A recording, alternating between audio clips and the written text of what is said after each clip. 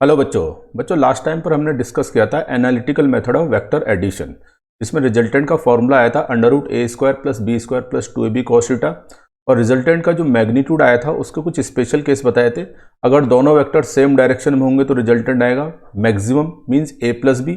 अगर दोनों vector opposite direction में है तो आएगा हमारे पास a - b। और अगर दोनों वेक्टर एक दूसरे के परपेंडिकुलर है तो आंसर आने वाला है √a² + b²। साथ के साथ आपको बताया था अगर दोनों वेक्टर सेम मैग्नीट्यूड के हैं तो रिजल्ट हमारे पास आएगा 2a cos θ/2। और ये भी बताया था अगर दोनों वेक्टर सेम मैग्नीट्यूड के हैं तो रिजल्टेंट इन दोनों वेक्टर के बीच के एंगल को इक्वली बाइसेक्ट करेगा। बच्चों आज हम क्या करने वाले हैं, √a² + b² + 2ab cos θ से रिलेटेड कुछ न्यूमेरिकल हम डिस्कस करेंगे। तो बच्चों शुरू करते हैं, ठीक है। चलो देखो बच्चों, पहला न्यूमेरिकल फॉर्मूला बेस्ड न्यूमेरिकल है और ये क्या कर रहा है, 3 न्यूटन और 4 न्यूटन दो वेक्टर आपको दे रखे हैं और बोल रहा है what is the magnitude of resultant force. इन दोनों का जो रिजल्टेंट आएगा उसका मैग्नीट्यूड कितना होगा। ठीक है बच्चों, चलो स्टार्ट करते हैं। बच्चों रिजल्टेंट का जो फॉर्मूला होता है वो मैंने आपको बताया था, R = √a² + b² + 2ab cos θ। ठीक है, यहां पर दोनों वेक्टर का मैग्नीट्यूड दिया और हमें चाहिए थीटा।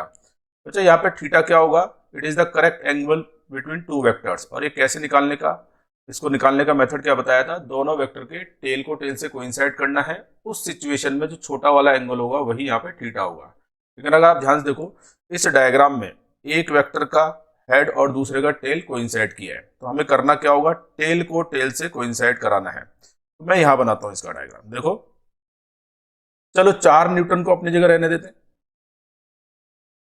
3 न्यूटन को मैं इसकी लेंथ के अलोंग अगर शिफ्ट कर दूं, देखो शिफ्ट अगर मैं ऐसे करता हूं, देखो 3 न्यूटन वाला जो फोर्स है उसको अगर मैं शिफ्ट करूंगा तो ये वेक्टर इस तरह से आना चाहिए और ये हो गया हमारे पास 3 न्यूटन। क्लियर नजर आ रहा है, दोनों वेक्टर के बीच में तो करेक्ट एंगल होगा ये वाला होगा। ठीक है, ये एंगल अगर 60 डिग्री है तो आपको समझ में आना चाहिए। देखो 3 न्यूटन पहले इस लाइन के अलोंग था, ये एंगल 60 डिग्री दे रखा है आपको, तो ये एंगल कितना होगा 120। मींस इस स्पेशल एग्जांपल में अगर मैं बात करूं थीटा कितना है 60 डिग्री। चलो वैल्यू पुट कर दो, वैल्यू पुट करते हैं √t² 4 का स्क्वायर 2ab, यह आएगा 3 × 4 और cos 120 डिग्री, cos 120 डिग्री। जो cos 120 डिग्री की वैल्यू आपको याद होनी चाहिए, cos 120 डिग्री की वैल्यू -1/2 होती है और आपको याद होनी चाहिए। मैं लिख भी देता हूं, cos 120 डिग्री की वैल्यू हमेशा होगी -1/2। ठीक है, ये वैल्यू कैसे आई वो बाद में डिस्कस करेंगे जब बेसिक मैथमेटिक्स स्टार्ट करेंगे। चलो सॉल्व कर लेते हैं। t का स्क्वायर करेंगे 9 आएगा, 4 का स्क्वायर करेंगे 16 आएगा। तो बच्चों cos 120 डिग्री की वैल्यू कितनी है, -1/2 है। ये 2, इसका 2 और ये 2 कैंसिल आउट हो जाएगा और हमारे पास आएगा 4 को 3 से मल्टीप्लाई करेंगे तो 12 आएगा और ये -12। 9 में 16 ऐड करेंगे 25 आएगा, 25 में से 12 माइनस करेंगे तो आंसर आएगा √30 न्यूटन। क्लियर है बच्चों, तो आंसर आएगा इसमें सी। तो बच्चों ये एक सिंपल फॉर्मूला बेस्ड न्यूमेरिकल था, √a² + b² + 2ab cos θ apply करना था। बस ध्यान रखना था कि हमें ज्योमेट्रिकली जो एंगल दिया है उसे चेक करना है कि जो ज्योमेट्रिकली एंगल दिया है वो दोनों वेक्टर के बीच का करेक्ट एंगल है या नहीं है। ठीक है, चलो हम बात करते हैं एग्जाम्पल नंबर 2। सेकेंड एग्जाम्पल देखो ये क्या कह रहा है, देखो दो वेक्टर है a और b, दोनों के बीच का एंगल दे रखा है 60 डिग्री। इन दोनों का जो रिजल्टेंट है वो वेक्टर a के साथ में 45 डिग्री एंगल बना रहा है। और ये बोल रहा है if magnitude of b is equal to 2 then what is the magnitude of vector a, ये हमको बताना है। तो देखो हमें जो इंफॉर्मेशन दिए पहले उसको कलेक्ट करते हैं। ठीक है, क्या क्या आपको दिया है, थीटा 60 डिग्री, पहली बात थीटा कितना है 60 डिग्री। थीटा का मतलब है वेक्टर a और वेक्टर b के बीच में एंगल। रिजल्टेंट जो है वो वेक्टर a के साथ में 45 डिग्री बना रहा है, तो यहां पर अल्फा हो गया 45 डिग्री। ठीक है, बी का मैग्नीट्यूड आपको 2 दिया है और आपको ए का मैग्नीट्यूड निकालना है। क्या करें, टेन एल्फा का फॉर्मूला लगा देते हैं। ठीक है, और टेन एल्फा का फॉर्मूला क्या था, याद करने का तरीका मैंने आपको बताया था। एल्फा किसके साथ है, यहाँ पर एल्फा किसके साथ मान रहे हैं हम, वेक्टर ए के साथ में। उसका मैग्नीट्यूड नीचे अकेला आएगा, ऊपर आएगा बी साइन थीटा प्लस नीचे आएगा बी कॉस थीटा। आगे बात समझ में, चलो वैल्यू पुट कर दो, आंसर आ जाएगा। चलो सॉल्व कर ही देते हैं। एल्फा कितना हमारे पास 45 डिग्री, बी का मैग्नीट्यूड कितना दिया हमको 2, दिया जाएगा 2, थीटा कितना है 60 डिग्री, ऊपर आ जाएगा 2 साइन 60 डिग्री। ए का मैग्नीट्यूड कैलकुलेट करना है, बी का मैग्नीट्यूड 2 दिया है, cos 60। जो cos 60 की वैल्यू, चलो सॉल्व कर देते हैं। tan 45 डिग्री की वैल्यू होती है 1, साइन 60 की वैल्यू होती है हमारे पास √3/2, यह आएगा a। अच्छा, cos 60 की वैल्यू होती है 1/2। ठीक है, जब आप इसको सिंप्लीफाई करेंगे ये आएगा आपके पास 1। देखो ये 2 से 2, न्यूमरेटर में 2 से 2 कैंसिल आउट हो जाएगा। ठीक है, ऊपर आएगा √3, नीचे आएगा a प्लस, और 2 से 2 कैंसिल आउट होगा 1 बनेगा। आगे बात समझ में, अब तो आप इजीली सॉल्व कर सकते हैं, आंसर निकाल सकते हैं। इट मींस a + 1 होगा √3 के equal. It means so vector a का मैग्नीट्यूड आएगा √3 - 1। आगे बात समझे, तो ये बच्चों ये है वेक्टर a का मैग्नीट्यूड। तो बच्चों ये सेकंड नंबर का जो एग्जांपल था ये भी फॉर्मूला बेस्ड था, tan एल्फा का फॉर्मूला अप्लाई करना था। ठीक है, चलो बात करते हैं नेक्स्ट एग्जांपल की। अगला एग्जांपल क्या है, देखो बहुत अच्छा एग्जांपल है। क्या कह रहा है, option A, option B, C, D में 3 वेक्टर दिए हैं और बोल रहा है इन कॉम्बिनेशन में से कौन सा कॉम्बिनेशन का 0 रिजल्टेंट नहीं हो सकता है। ठीक है, तो देखो पहले तो हम बात करते हैं कुछ कंसेप्चुअल पॉइंट की बात करते हैं, सॉल्व अभी कर देंगे। देखो 3 वेक्टर का रिजल्टेंट 0 होने का मतलब क्या है, ज्योमेट्रिकली तीनों वेक्टर बनाने चाहिए क्लोज ट्राइंगल सेम ऑर्डर में, तो रिजल्टेंट 0 होगा। होगा कि नहीं होगा, तो हमारे इस क्वेश्चन को सॉल्व करने का कंसेप्ट ये होगा कि अगर क्लोज ट्राइंगल बन रहा है किसी भी ऑप्शन में तो वो रिजल्टेंट आएगा 0। ठीक है, नहीं बन रहा है तो रिजल्टेंट 0 नहीं आएगा। ठीक है, अब बात करते हैं एक छोटा सा केस से। देखो अगर 2 वेक्टर की बात करें, 2 वेक्टर की अगर मैं बात करता हूं, जैसे वेक्टर ये हो गया मेरे पास। ठीक है, एक और ले लेते हैं।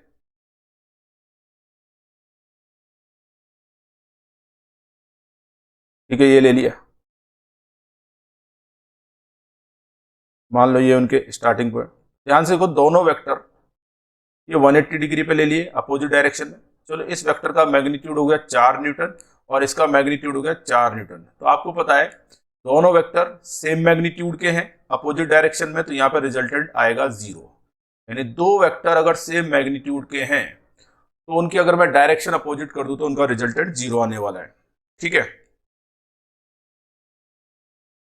अगर मैं 3 वेक्टर की बात करूं, 3 वेक्टर की बात करूं तो 3 वेक्टर से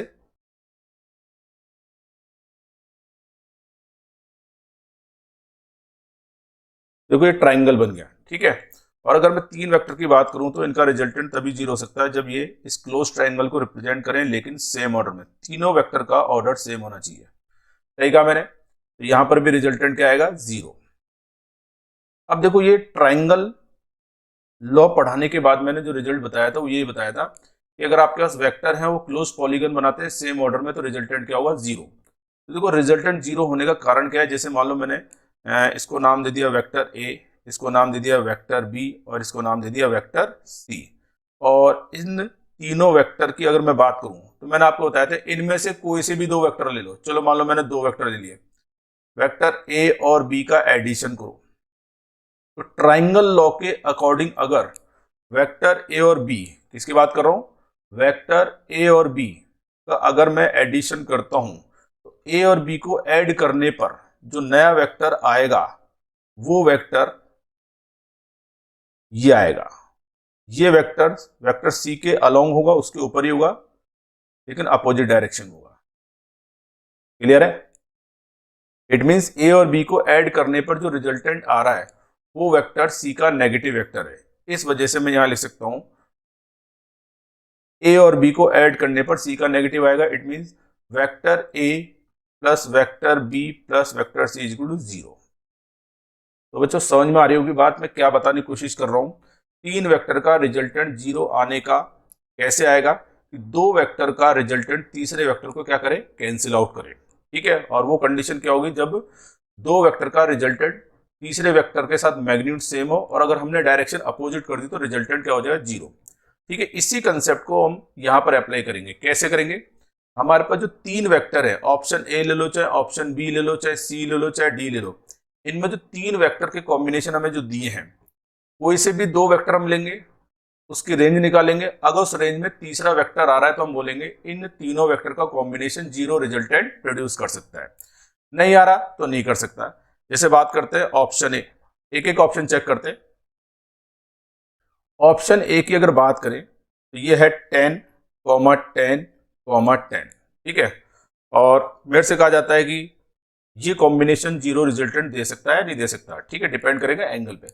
तो आप क्या कर सकते हैं, इनमें से कोई से भी दो वेक्टर ले लो। जैसे मान लो मैंने पहले दो वेक्टर ले लिए, इन दोनों वेक्टर का जब एडिशन करेंगे तो इसकी रेंज लिख लो। रेंज का मतलब है मिनिमम मैग्नीट्यूड क्या होगा और मैक्सिमम मैग्नीट्यूड क्या होगा। तो मिनिमम आपको बताया था a माइनस बी और मैक्सिमम बताया था a प्लस बी। तो बच्चों ध्यान से देखो, इन दोनों वेक्टर का जब आप सम करोगे तो आपको तो रेंज मिलेगी 10 माइनस 10 0 होगा, 10 में 10 ऐड करें 20 आएगा। तो देखो यानी पहले दो वेक्टर को जब आप ऐड करोगे तो इन दोनों वेक्टर का रिजल्टेंट 0 से लेकर 20 तक कुछ भी आ सकता है, डिपेंड करेगा एंगल पे। और खास बात है कि 10 इस रेंज के बीच में होता है। इट मींस इन दोनों वेक्टर को ऐड करने पे 10 आ सकता है और ये 10 इस 10 को कैंसिल आउट कर सकता है अगर हम दोनों की डायरेक्शन अपोजिट कर दे। इट इज वेक्टर ए जो है, सॉरी ऑप्शन ए में जो तीनों वेक्टर है, इट में प्रोड्यूस 0 रिजल्टेंट। ठीक है, आई बात समझ में। चलो ऑप्शन बी की बात करें, 10, 10, 20, 10, 10, 20 हो गया। कोई से भी दो वेक्टर ले लो। चलो मान लो मैंने पहले दो ही ले लिए। पहले दो वेक्टर अगर आप लेते हो तो पहले दो वेक्टर की रेंज लिखे तो क्या आएगा, 0 से 20 आएगा। क्लियर है? मुझे बताओ तीसरा वेक्टर का मैग्नीट्यूड कितना है, 20 है। मुझे बताओ पहले दो वेक्टर के एडिशन से 20 मिल सकता है, बिल्कुल से बात है। तो ये 20 और ये 20 अगर डायरेक्शन अपोजिट कर दिए जाए तो रिजल्टेंट क्या होगा, 0। इट मींस ऑप्शन बी में जो तीनों वेक्टर है ये भी 0 रिजल्टेंट प्रोड्यूस कर सकते हैं। ठीक है, ऑप्शन सी की बात करें तो ऑप्शन सी है मेरे पास 10, 20, 20। ठीक है, ऑप्शन सी है 10, 20, 20। ऑप्शन डी भी हाथों हाथ लिख लेते हैं और ऑप्शन डी है 10, 20, 40। चलो लिख लेते हैं और बताते हैं 10, 20, 40। चलो इनमें से कोई से भी दो वेक्टर ले लेते हैं। आपको कोई से भी दो लेना, चाहे फर्स्ट सेकंड ले लो, चाहे सेकंड थर्ड ले लो। ठीक है, चाहे फर्स्ट थर्ड ले लो, रिजल्ट सेम आने वाला है। चलो मैंने इस बार सेकंड और थर्ड ले लिया। देखो इन दोनों वेक्टर की अगर मैं बात करूं तो इन दोनों वेक्टर का रिजल्टेंट की जो रेंज आएगी वो आएगी 0 से लेकर 40 तक। कितना आएगी, 0 से लेकर 40 तक। अब आप ध्यान से देखो, तीसरा वेक्टर जो बचा हुआ है, ये जो वेक्टर बचा है उसका मैग्नीट्यूड कितना है, 10 है और 0 से 40 के बीच में 10 आता है। इट मींस ये दोनों वेक्टर 20 और 20, ये दोनों वेक्टर का रिजल्टेंट 10 आ सकता है और ये 10 इस 10 को क्या कर सकता है, cancel out. It means option C में जो तीनों वेक्टर हैं उनका रिजल्टेंट भी 0 हो सकता है। जाहिर सी बात है बच्चों को अंदाजा लग गया होगी, ए से भी 0 आ सकता है, बी ऑप्शन से भी 0 आ सकता है, सी से भी 0 आ सकता है, यानी डी अपना आंसर होगा। चेक भी कर लेते हैं। जैसे मान लो ये हो गए, चलो मैंने इसमें पहले दो ही ले लिए वेक्टर, इनकी रेंज लिखता हूं। ठीक है, चलो इनकी रेंज लिखते हैं। 10 और 20 का डिफरेंस कितना आएगा, 10, और 10 और 20 को प्लस करेंगे कितना आएगा, 30 आएगा। क्लियर है? इट मींस 10 और 20 ये दोनों वेक्टर को जब आप ऐड करेंगे तो रेंज आएगी 10 से 30। और ध्यान से देखो थर्ड वेक्टर जो बचा हुआ उसका मैग्नीट्यूड 40 है और आपको समझ में आना चाहिए 10 और 20 दोनों वेक्टर को जब ऐड करेंगे 40 नहीं आ सकता, और जब 40 नहीं आएगा तो इस 40 को कैंसिल आउट करने वाला कोई भी वेक्टर नहीं होगा। इट मींस 10, 20 और 40 ये कॉम्बिनेशन कभी भी जीरो रिजल्टेंट प्रोड्यूस नहीं कर सकता। क्लियर है बच्चों? तो बहुत आसान सवाल था, बहुत कंसेप्चुअल सवाल था, एक सिंपल तरीके से आप इसका आंसर निकाल सकते हो। तो लो चलते हैं नेक्स्ट एग्जाम्पल पे। देखो बड़ा सिंपल न्यूमेरिकल है। वेक्टर ओ ए, वेक्टर ओ बी और वेक्टर ओ सी, इन तीनों का जो वेक्टर सम आएगा उसका मैग्नीट्यूड निकालना है, यानी रिजल्टेंट का मैग्नीट्यूड बताना है। तो हमने तो दो वेक्टर को ऐड करने का फॉर्मूला होता है under root A square plus B square plus 2ab cos theta. तो देखो कैसे ऐड करेंगे, देखते हैं। हमने आपको लेक्चर नंबर 3 में सेम मैग्नीट्यूड के वेक्टर का रिजल्टेंट का फॉर्मूला बताया था, 2a cos थीटा बाई 2 बताया था आपको, 90 डिग्री पर रूट 2 टाइम्स बताया था। तो आप देखो यहां पर वेक्टर ओ ए और वेक्टर ओ सी ये दोनों 90 डिग्री पर है। तो पहले हम इन दोनों को ऐड करते हैं, फिर तीसरे वेक्टर ओ बी में एडिशन करेंगे। ठीक है, देखो चलो यहां पे शुरू करते हैं और आराम से देखते हैं।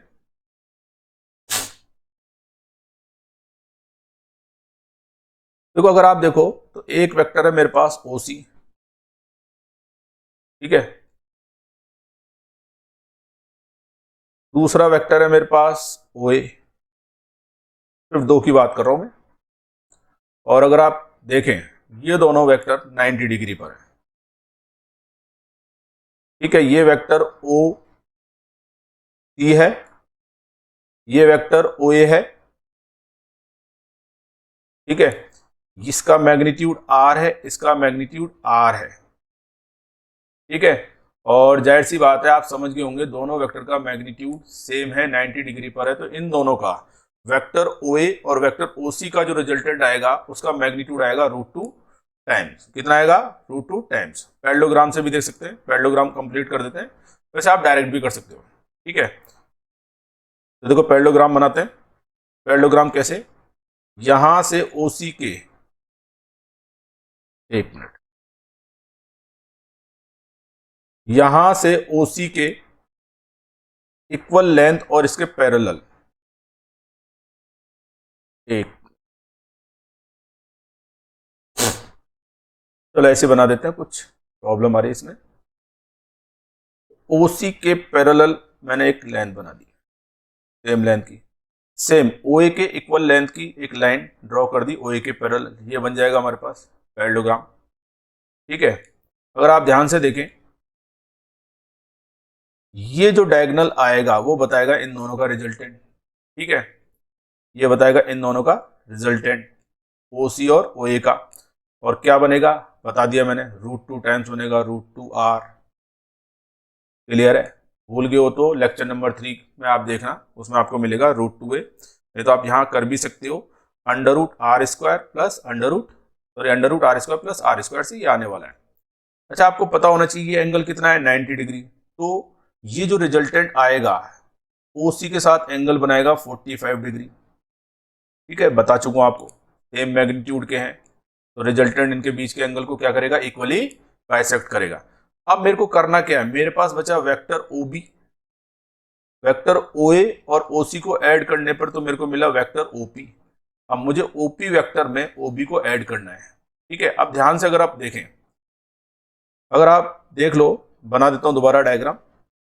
वेक्टर ओपी जो आ रहा है उसका मैग्नीट्यूड तो है रूट आर। ठीक है, और ओबी देखो, ओबी जो है वो ओसी के साथ कितना बना रहा है, 45 डिग्री। मींस वेक्टर ओबी ओपी के अलोंग होगा, और गया आर। क्लियर है? और अगर आप देखो तो इन तीनों वेक्टर का जो रिजल्टेंट आएगा उसका मैग्नीट्यूड क्या आने वाला है। तो देखो ओबी वेक्टर और वेक्टर ओपी सेम डायरेक्शन में, और दो वेक्टर अगर सेम डायरेक्शन में होंगे तो आंसर आता था A plus B. It means इस केस में मेरे पास आंसर आएगा R plus root 2 R. Clear है? समझ में आया? तो आसान सा था, ज्योमेट्री के लिए आप सॉल्व कर सकते थे।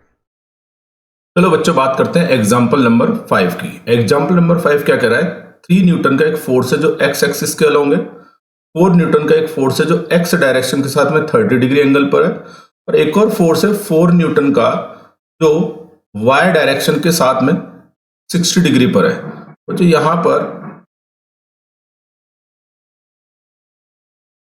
थोड़ा सा करेक्शन होगा, टाइपिंग एरर हो गई है। ये वाई एक्सिस के साथ में जो 60 डिग्री का एंगल बना रहा है 4 न्यूटन का फोर्स, इस सेकंड क्वाड्रेंट में, सेकंड क्वाड्रेंट, ठीक है। अभी क्या कह रहा है, फाइंड देयर रिजल्टेंट। तो हमारे पास तीन फोर्स हो गए, एक फोर्स का मैग्नीट्यूड हो गया 3 न्यूटन, दूसरे फोर्स का हो गया 4 न्यूटन, और तीसरे फोर्स का मैग्नीट्यूड भी 4 न्यूटन है, ठीक है। तो चलो सॉल्व करते हैं।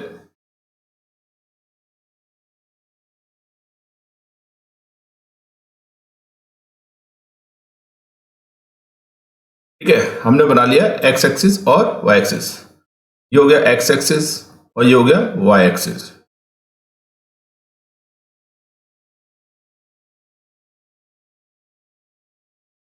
ठीक है, क्या कह रहा है देखो, 3 न्यूटन का एक फोर्स है,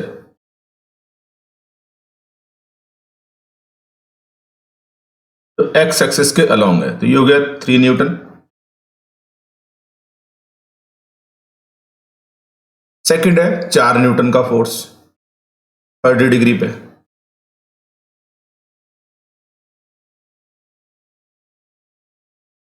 ये हो गया 4 न्यूटन, ठीक है। ये एंगल हो गया 30 डिग्री, ये मैग्नीट्यूड है 4 न्यूटन।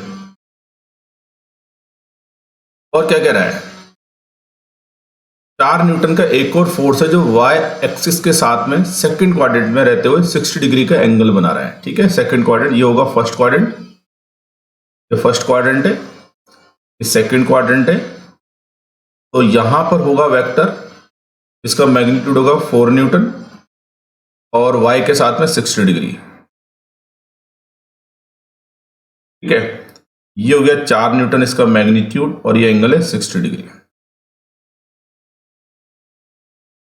अच्छा, हमें करना क्या है, इन तीनों का रिजल्टेंट का मैग्नीट्यूड कैलकुलेट करना है।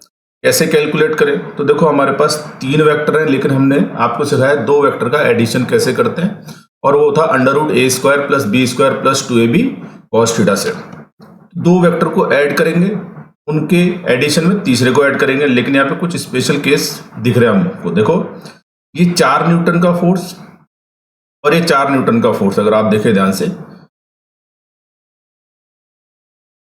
देखो ये वाला 4 न्यूटन का फोर्स 60 डिग्री एंगल पर है और ये 4 न्यूटन 30 डिग्री है एक्स के साथ में। देखो अगर ध्यान से देखें अपन, 4 न्यूटन और ये 4 न्यूटन, इन दोनों के बीच में जो एंगल आ रहा है वो आ रहा है 120 डिग्री, दिख रहा होगा आपको।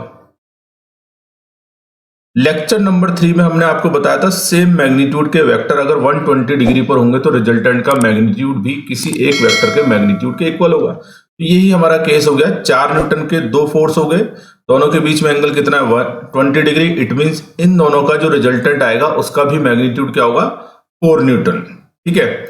चलो ड्रॉ करते हैं पैरेललोग्राम से। दूसरी बात, दोनों वेक्टर अगर सेम मैग्नीट्यूड के तो इनका रिजल्टेंट इनके बीच के एंगल को इक्वली बाइसेक्ट करेगा। दोनों के बीच में एंगल कितना है 120 डिग्री है, इनका इक्वली बाइसेक्ट करेगा 60 डिग्री। तो देखो 4 न्यूटन का फोर्स y के साथ में 60 डिग्री बना रहा है, ये 4 न्यूटन का फोर्स भी y के साथ में 60 डिग्री बना रहा है। इनमें इन दोनों वेक्टर का रिजल्टेंट जो आएगा वो आएगा अलोंग y एक्सिस, और मैं पैरेललोग्राम से बना देता हूं। ये बनेगा इन दोनों वेक्टर का resultant 4 Newton along y axis, ठीक है। क्लियर है। अब हमारे पास बचा 3 न्यूटन का फोर्स। तो देखो अगर आप डायग्राम को देखें तो आपके पास 2 फोर्स है, 2 फोर्स रह गए, एक हो गया 3 न्यूटन एक्स के अलोंग, दूसरा हो गया 4 न्यूटन वाई के अलोंग।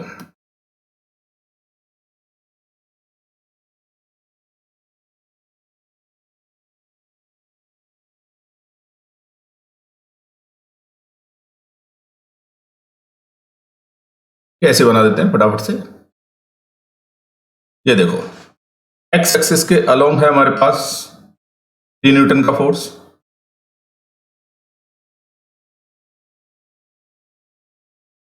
वाई एक्सिस के अलोंग हमें मिल गया 4 न्यूटन का फोर्स, ये एंगल 90 डिग्री है, एंगल कितना है 90 डिग्री है। इन दोनों को ऐड करेंगे तो पैरेललोग्राम से पैरेललोग्राम बनाते हैं। पैरेललोग्राम बता चुका हूं मैं आपको, इसलिए मैं डायरेक्ट कर रहा हूं। इन दोनों वेक्टर के इंटरसेक्शन पॉइंट से जो डायगोनल जाएगा वो ये है इंटरसेक्शन पॉइंट। यहां से जो डायगोनल जाएगा वो ये रहा, ये बताएगा इन दोनों वेक्टर का रिजल्टेंट। ये है रिजल्टेंट वेक्टर, ठीक है, आर। इसी का हमें मैग्नीट्यूड बताना है, इसी की डायरेक्शन बतानी है। मुझे बताओ, दो वेक्टर जब एक दूसरे के परपेंडिकुलर होते हैं तो आपको पिछले लेक्चर में आपको बताया था under root A square plus B square. तो ये आएगा ए स्क्वायर यानी 3 का स्क्वायर, बी स्क्वायर यानी 4 का स्क्वायर। 3 का स्क्वायर करेंगे 9 आएगा, 4 का स्क्वायर करेंगे 16, 16 में 9 ऐड करो 25, 25 का स्क्वायर रूट 5। इट मीन्स इन तीनों वेक्टर का जो रिजल्टेंट आएगा उसका मैग्नीट्यूड होगा 5 न्यूटन। आगे बात समझ में क्लियर है? चलो मेरे से ऐसा बोल सकता है डायरेक्शन भी बताओ। तो यहां पर डायरेक्शन का मतलब होगा एक्स एक्सिस के साथ में कितना एंगल बना रहा है, ठीक है। कुछ ना बोले तो हमें डायरेक्शन का मतलब होता है पॉजिटिव एक्स डायरेक्शन साथ में कितना एंगल बना रहा है। अगर ये चार ऑप्शन होते हैं तो ऑप्शन के अकॉर्डिंग हमें आंसर देना होता। तो देखो ये 3 न्यूटन एक्स डायरेक्शन के अलोंग है, तो vector are resultant R 3 Newton के साथ जितना एंगल बनाएगा वही एंगल होगा विद एक्स डायरेक्शन। मान लो इसके साथ में एंगल बना रहा है, आप अल्फा बोल दो, बीटा बोल दो, कुछ बोल दो, कोई फर्क नहीं पड़ता है। मान लो फाई बोल दिया, ठीक है, कितना बोल दिया? फाई। अब देखो बच्चों, ये 4 न्यूटन है तो ये भी कितना होगा? 4 न्यूटन, ठीक है। फाई के अपोजिट साइड जो है ये राइट एंगल ट्राइंगल है, और फाई के अपोजिट साइड क्या बनेगा? परपेंडिकुलर, और एडजेसेंट साइड को बोलेंगे बेस, ठीक है। और इन दोनों में जो रिलेशन आएगा वो टेंजेंट से आएगा, तो tan phi is equal to आएगा 4/3। आगे बात समझ में? अच्छा, ये ऑप्शन पे भी डिपेंड करता है, हो सकता है आपका आंसर टेंजेंट फंक्शन में आ रहा हो सकता है कॉस में दे रखा हो सकता है साइन में दे रखा हो। तो देखो ये ट्राइंगल पूरा कंप्लीट हो चुका है। अब इसमें आप चाहे साइन फंक्शन निकालें, चाहे कोसाइन फंक्शन से निकालें, चाहे टेन से निकालें, आंसर सेम आने वाला है, क्योंकि आर हमारे पास आ चुका है 5 न्यूटन, ठीक है। वैसे बच्चों ये फाई जो है, अगर आप देखो ये फाई जो बनेगा वो 53 डिग्री एंगल बनेगा। कैसे बनेगा? लेक्चर नंबर 2 में मैं आपको बता चुका हूं, एक स्पेशल राइट एंगल ट्राइंगल। और स्पेशल राइट एंगल ट्राइंगल की बात करें,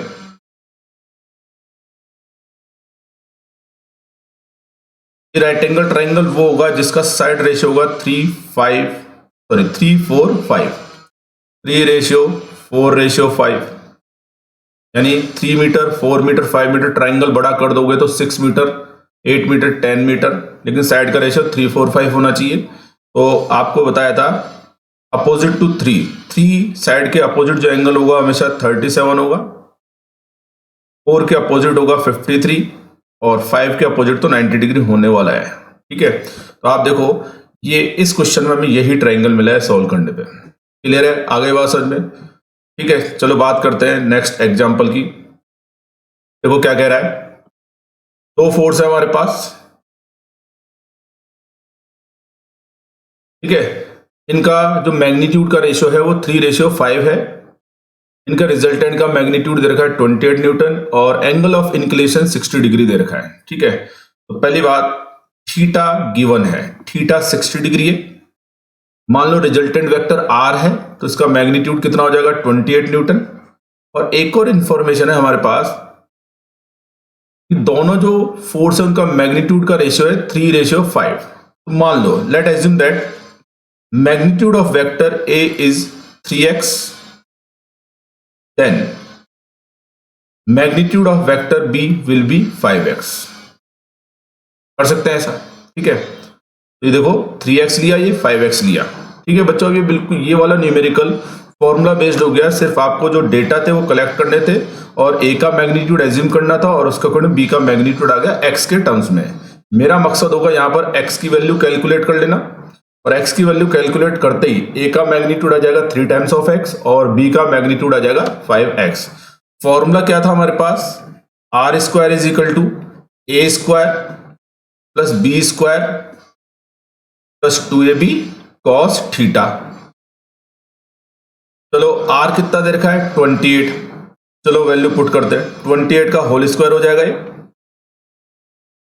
ये कितना? 3x, तो ये हो जाएगा 3x का होल स्क्वायर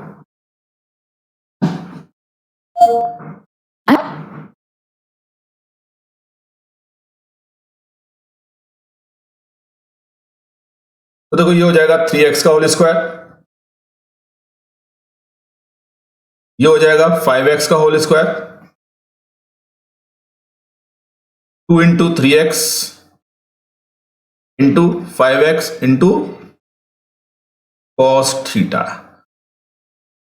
जो कॉस थीटा और थीटा आपको दे रखा है 60 डिग्री, थीटा आपको 60 डिग्री रखा है, तो ऐसा करते हैं थीटा की वैल्यू पुट कर देते हैं, cos 60। बच्चों cos 60 की वैल्यू होती है 1/2 और ये 2 से 2 कैंसिल आउट होगा और ये क्या बनेगा 28 का whole square is equal to 3x का होल स्क्वायर करेंगे तो ये बनेगा 9x स्क्वायर, 5x का स्क्वायर करेंगे तो 25x स्क्वायर हो जाएगा। यहां पर इस टर्म में 2 से cos 60 कैंसिल आउट होता है तो ये बनेगा हमारे पास 15x स्क्वायर।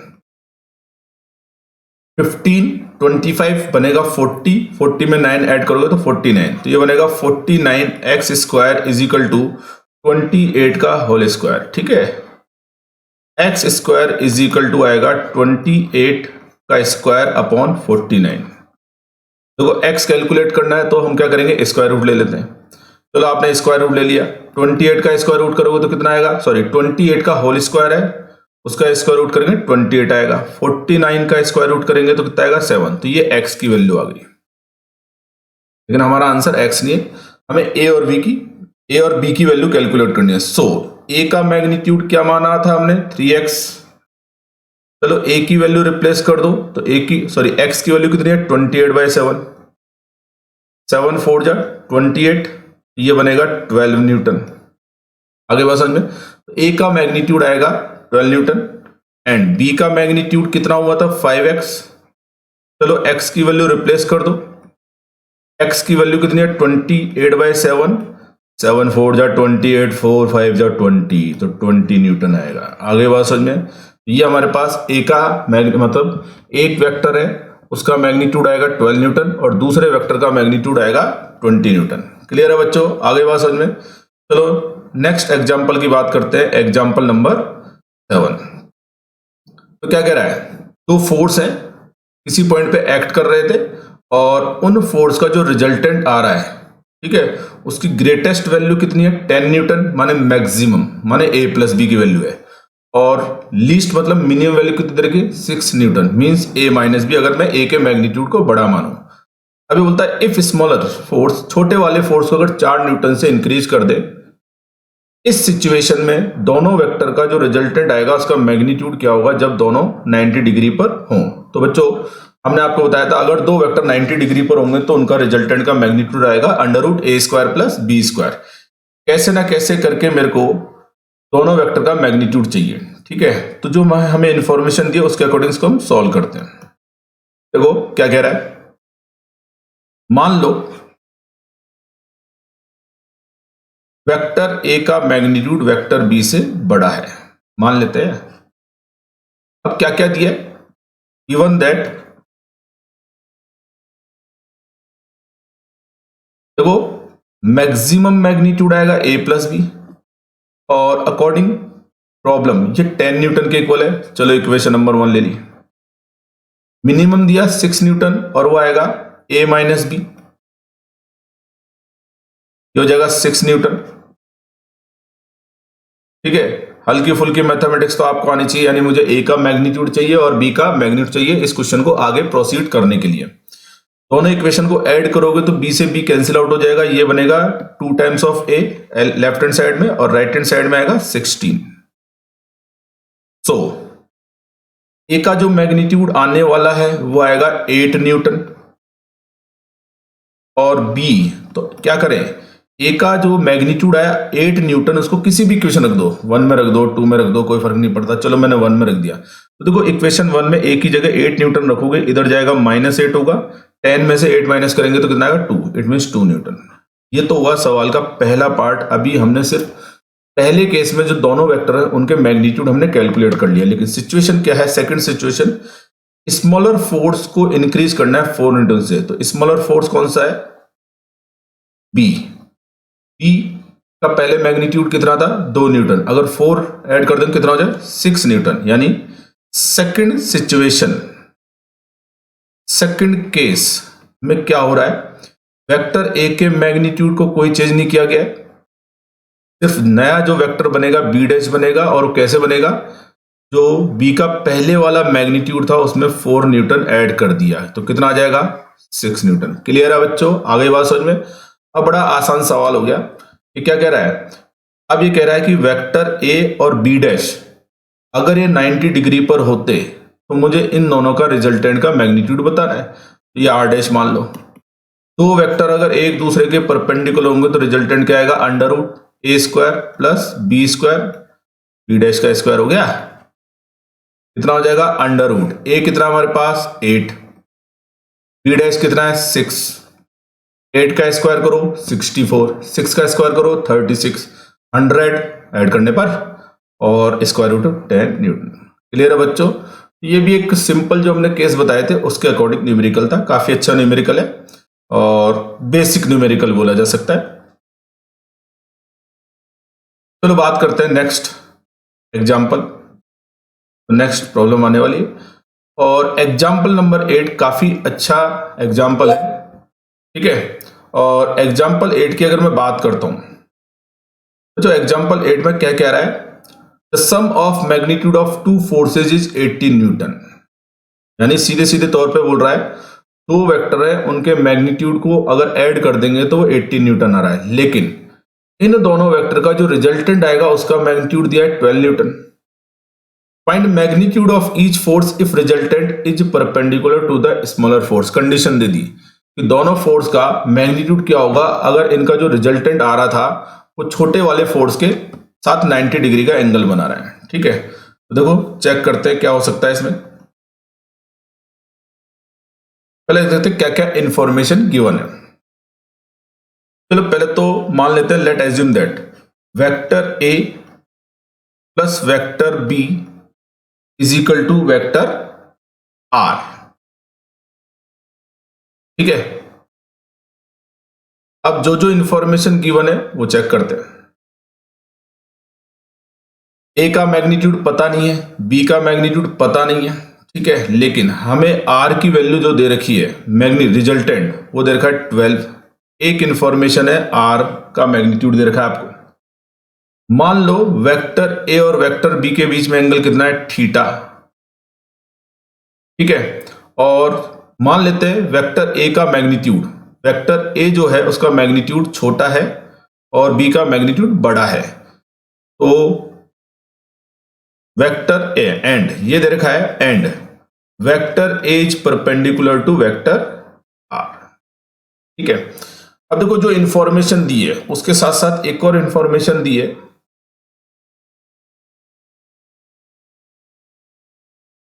दोनों वेक्टर के मैग्नीट्यूड को ऐड कर दे डायरेक्ट तो हमें मिलने वाला 18 न्यूटन। सारे बच्चे ध्यान से देखेंगे और अगर आप देखो तो इस पूरे न्यूमेरिकल में हमारे पास अननोन जो है 3 है। वेक्टर ए का मैग्नीट्यूड नहीं पता, वेक्टर बी का मैग्नीट्यूड नहीं पता और थीटा नहीं पता, ठीक है। और अगर हमारे पास तीन अननोन है तो इक्वेशन मैथमेटिक्स के अकॉर्डिंग कम से कम 3 इक्वेशन बनानी पड़ेगी। तो एक इक्वेशन तो हमारे पास आ रही है A plus B is equal to 18, दूसरी इक्वेशन बनाएंगे रिजल्टेंट की इक्वेशन से, ठीक है। और देखो क्या थी equation, R square is equal to A square plus B square plus 2ab cos theta. मुझे दिमाग में क्लियर होना चाहिए कि मुझे ए का मैग्नीट्यूड चाहिए और बी का मैग्नीट्यूड चाहिए, और वो तभी पॉसिबल है जब मैं ए और बी में 2 इक्वेशन बनाऊं, ठीक है। एक इक्वेशन तो पहले आ रही है इक्वेशन नंबर 1, कैसे ना कैसे करके मेरे को ए और बी में एक और इक्वेशन चाहिए। चलो वैल्यू रिप्लेस करते हैं। आर कितना दे रखा है 12, तो देखो 12 का स्क्वायर, ए का स्क्वायर, बी का स्क्वायर, 2ab कॉस थीटा। चलो इसको थोड़ी देर के लिए इक्वेशन नंबर 2 मान लेते हैं। अब देखो इक्वेशन नंबर 2 में प्रॉब्लम क्या है, ये ए और बी में तो आ रही है लेकिन साथ में थीटा आ रहा है, यानी मेरे को थीटा को भी एलिमिनेट करना पड़ेगा। कैसे एलिमिनेट करते हैं, क्योंकि इस क्वेश्चन में एक इंपॉर्टेंट कंडीशन दी है कि जो रिजल्टेंट है वो स्मॉलर फोर्स के साथ 90 डिग्री का एंगल बना रहा है, और मैंने ए का जो मैग्नीट्यूड है वो छोटा मान लिया, तो वेक्टर आर ए के साथ 90 डिग्री पर, ठीक है। अब बच्चों मैंने tan अल्फा tan बीटा के फॉर्मूले बताए थे आपको, उनको याद करने का तरीका बताया था। तो क्या कह रहा है, यहां पे अल्फा बोलो बीटा बोलो कोई फर्क नहीं पड़ता, मैं लिख रहा हूं tan 90 डिग्री। सुनना ध्यान से, कोई फॉर्मूले नहीं लिखा मैंने, सिर्फ मैं आपको बता रहा हूं। अब बच्चों ये 90 डिग्री का एंगल मैंने किसके साथ माना है, वेक्टर ए के साथ, और ये एंगल जिसके साथ होगा उसका मैग्नीट्यूड नीचे अकेला आएगा, ये बताया था याद करने का तरीका, ठीक है, ये तरीका होता है। तो अगर नीचे ए आ रहा है तो ऊपर आएगा बी साइन थीटा और इधर आएगा बी कॉस थीटा। बच्चों tan 90 की वैल्यू होती है infinite, means not defined, it means B sine theta upon A plus B cos theta इसके इक्वल है इन्फिनिटी के इक्वल है। बच्चों कब पॉसिबल है,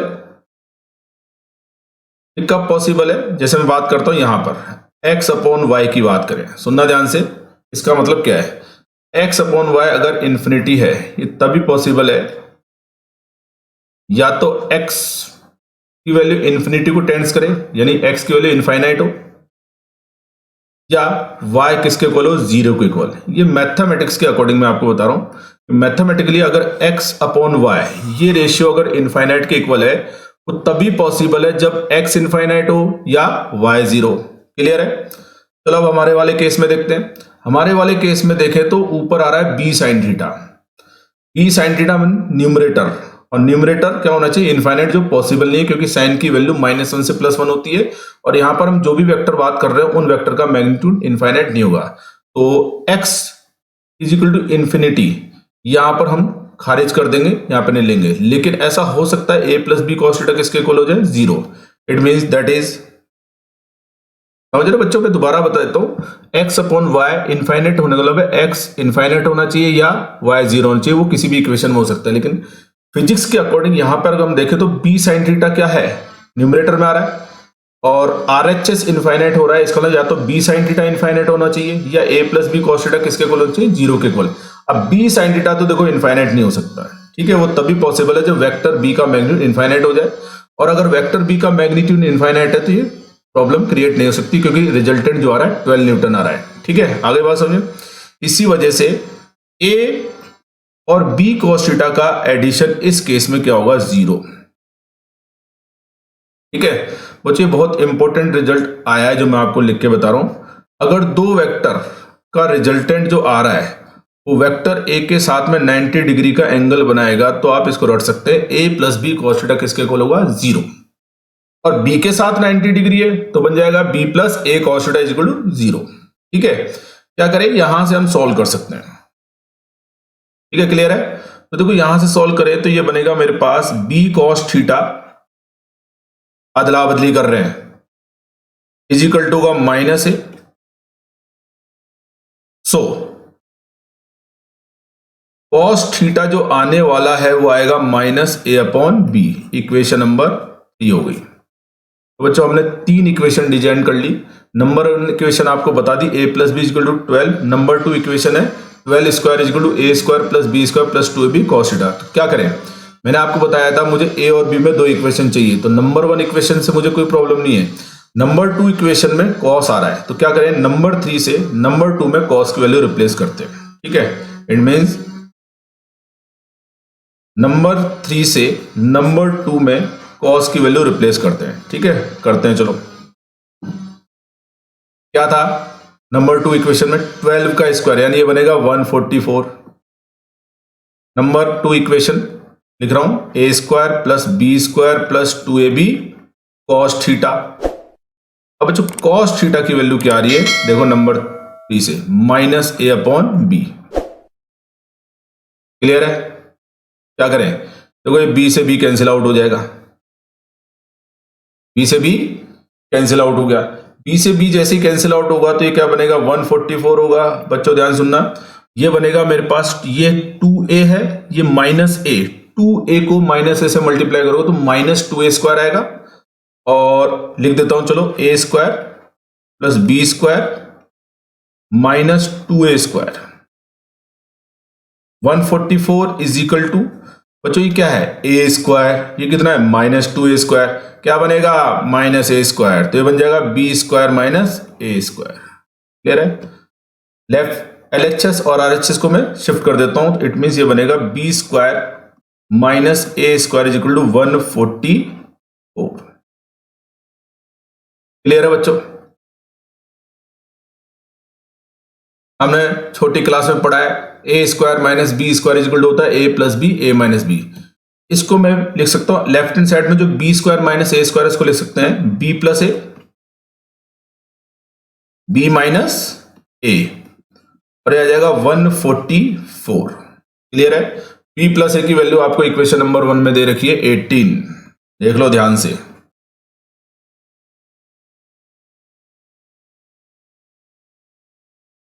ठीक है, और 144 में 18 से डिवाइड करेंगे तो हमको मिलेगा, डायरेक्ट कर दो 8 हो जाएगा, b माइनस ए जो आएगा वो आएगा 8 के इक्वल। ये इक्वेशन हमारे पास 4 आ गई। क्लियर है बच्चों? तो बच्चों ए और बी में दो सिंपल सी इक्वेशन तैयार होगी। नंबर 1 इक्वेशन है a plus B is equal to,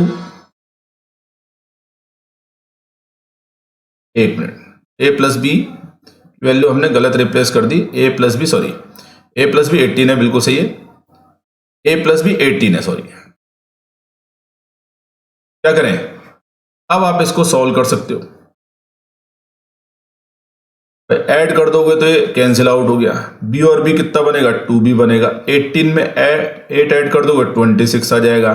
भैया b का मैग्नीट्यूड कितना आ गया 100, b का मैग्नीट्यूड कितना आएगा देखो, अरे देखो 13 न्यूटन।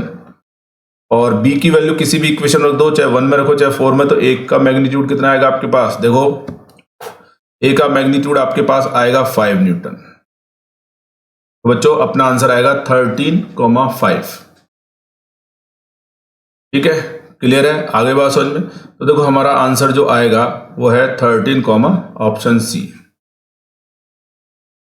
ठीक है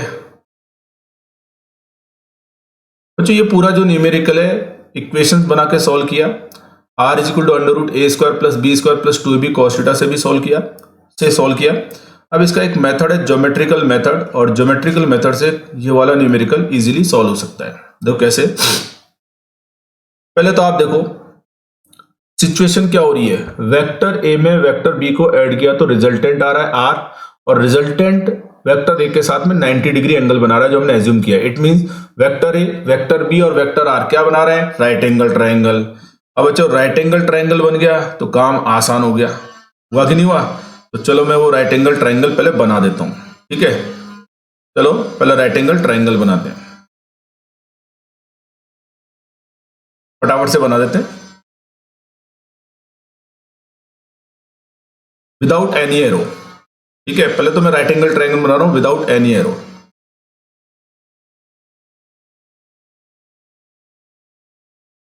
फटाफट से बना देते हैं, तो मान के चलो थोड़ा सा बढ़ गया, कोई दिक्कत नहीं। ठीक है, ये बन गया हमारे पास राइट एंगल ट्रायंगल। इसको डिलीट कर दो, चलो पूरा डिलीट हो गया, एक मिनट, स्ट्रोक में चला गया ये।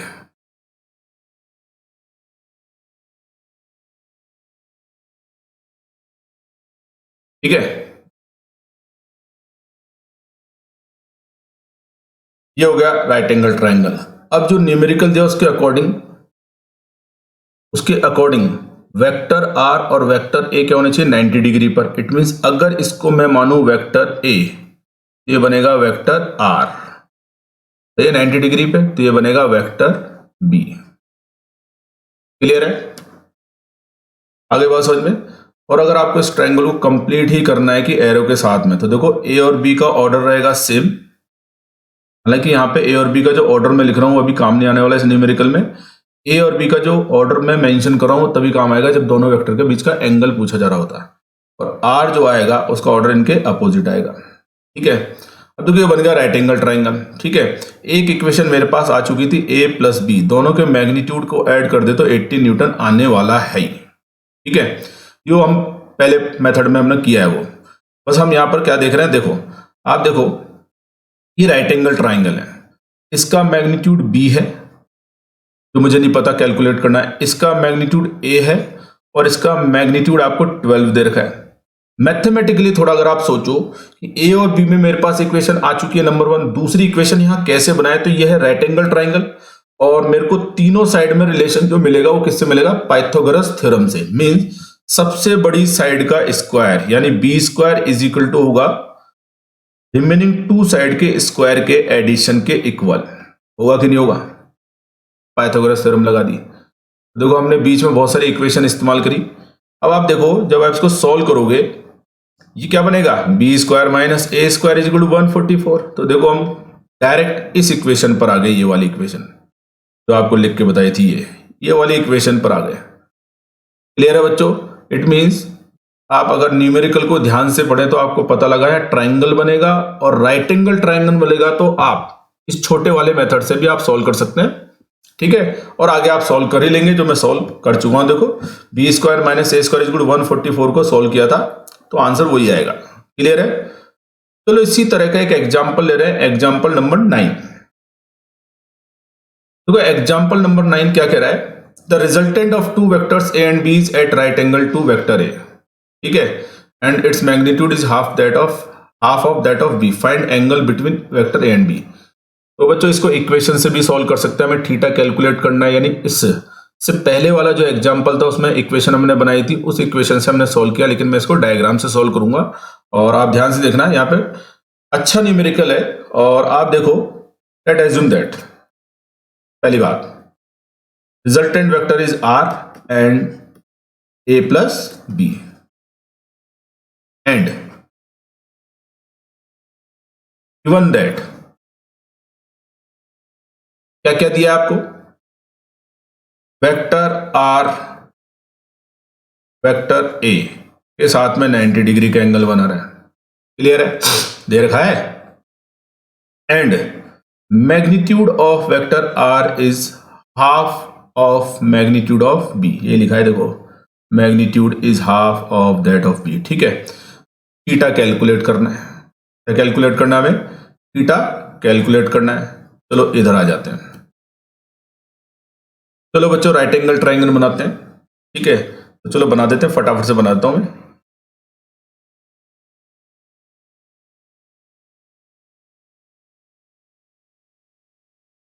टेढ़ा हो गया, कोई दिक्कत नहीं, न्यूमेरिकली सॉल्व करना है। 90 डिग्री, तो क्या कह रहा है, इस राइट एंगल ट्राइंगल में ये वाली साइड और ये साइड 90 डिग्री पर है। अगर मैं इसको वेक्टर आर बोल दूं तो ये बनेगा वेक्टर ए, जाहिर सी बात है ये हो जाएगा वेक्टर बी। क्लियर है? अब ए और बी के बीच का एंगल निकालना, उस वजह से मेरे को यहां पे ए वेक्टर बी और वेक्टर आर के जो एरो हैं उनके ऑर्डर करेक्ट मेंशन करने होंगे। तो ए और बी को तो ऐड कर रहे हैं, तो ए और बी का ऑर्डर क्या आएगा, सेम, तो ए और बी का ऑर्डर आ गया सेम और आर का ऑर्डर आएगा अपोजिट। क्लियर है? क्लियर है? अब देखो ध्यान से, ए और बी के बीच में करेक्ट वाला एंगल कौन सा होगा, मैं कई बार बता भी चुका हूं, लेक्चर में बता चुका हूं। तो बच्चों ये एंगल ए और बी, वेक्टर ए और बी के बीच का करेक्ट एंगल नहीं होगा, क्योंकि यहां पे दोनों वेक्टर का कॉमन पार्ट नहीं आ रहा। लेकिन वेक्टर ए को इस लाइन के अलोंग अगर आपने शिफ्ट कर दिया तो ये बनेगा correct angle between vector A and B. आगे बात समझ में? तो ये एंगल कैसे निकालेंगे, तो पहले तो इसका मतलब वेक्टर ए और बी का ऑर्डर, एरो का ऑर्डर सही करेक्ट सही मेंशन करना जरूरी है। अब देखो ये तो राइट एंगल ट्राइंगल बन गया, इसको चलो सिंपल ट्राइंगल बना देते हैं। ठीक है, मकसद अपना क्या है, ये हो गया, देखो ये बन गया, ये बन गया आर। मान लो ये एंगल थोड़ी देर के लिए मैंने फाई ले लिया, अगर इस एंगल को फाई मान लूंगा तो करेक्ट एंगल जो आएगा दोनों वेक्टर के बीच में वो आएगा 180 डिग्री माइनस फाई। फाई निकालना जरूरी है। अब इंफॉर्मेशन जो है उसको कलेक्ट करते हैं। देखो ये 90 डिग्री, ये फाई एज्यूम किया। अब भैया राइट एंगल ट्राइंगल की प्रॉपर्टी क्या कहती है कि कोई सी भी दो साइड में अगर मुझे रिलेशन पता चल जाए या कोई सी भी दो साइड के बारे में मुझे पता चल जाए तो मैं एंगल फाई कैलकुलेट कर सकता हूं। तो क्या कह रहा है, न्यूमेरिकल कह रहा है कि ये लेंथ b है तो ये लेंथ कितनी है, b/2। ये तो दे रखा है। क्लियर? खत्म हो गया। अब तो 9, 10 क्लास में ट्रिग्नोमेट्री पढ़ी आपने, साइन कोस टेन। यहाँ पे क्या काम आएगा देखो, फाई कैलकुलेट करना है। फाई के अपोजिट साइड कितनी है, b/2, ये बनेगा परपेंडिकुलर। 90 डिग्री के अपोजिट साइड कितना है, b, ये हाइपोटेनस है। परपेंडिकुलर और हाइपोटेनस रिलेशन किससे आएगा, साइन से, तो ये आएगा sine function of phi is equal to b/2 upon b। b से b कट जाएगा, साइन फाई आएगा 1/2। साइन फाई कितना आ रहा है, 1/2। तो बच्चों अगर साइन फाई 1/2 है, सो फाई कितना आएगा, 30 डिग्री आएगा। लेकिन अपना आंसर 30 डिग्री नहीं है। ज्यादातर बच्चे पर इस मेथड को अप्लाई तो कर लेते हैं, लेकिन वेक्टर ए और बी के ऑर्डर से सेम करेक्ट मेंशन ना करने के कारण वो 30 डिग्री लगा देते हैं। लेकिन यहाँ पे आंसर आएगा 180 - 5। सो करेक्ट एंगल जो आएगा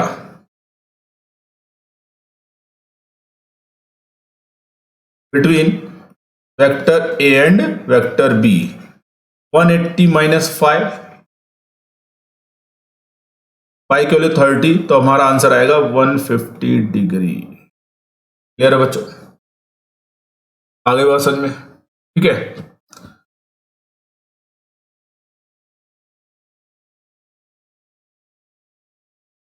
ठीक है, 150 डिग्री आएगा। और बच्चों यहाँ पे ये वाला एग्जाम्पल, इससे पहले वाला एग्जाम्पल, दोनों को ध्यान से देखें। और आप ध्यान से अगर आप देखो डायग्राम को देखो, तो एक कंसेप्ट आ रहा है कि अगर रिजल्टेंट वेक्टर ए या वेक्टर बी इनमें से किसी एक के साथ परपेंडिकुलर है, इसका मतलब वेक्टर ए और वेक्टर बी के बीच में 90 से बड़ा एंगल होगा, मींस ऑब्ट्यूज एंगल। यहाँ देखो 150 आ रहा है, 90 से बड़ा है, ठीक है। तो बच्चों ये हुए हमारे कुछ न्यूमेरिकल, और ठीक ठाक न्यूमेरिकल हमने लिए। थोड़े और लेते हैं चलो प्रैक्टिस के लिए। थोड़ा अच्छा न्यूमेरिकल है ये, काफी अच्छा न्यूमेरिकल है। देखो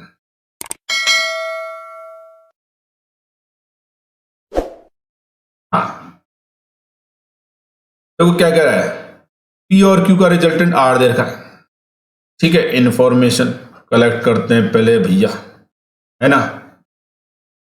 vector P plus vector Q is equal to vector are.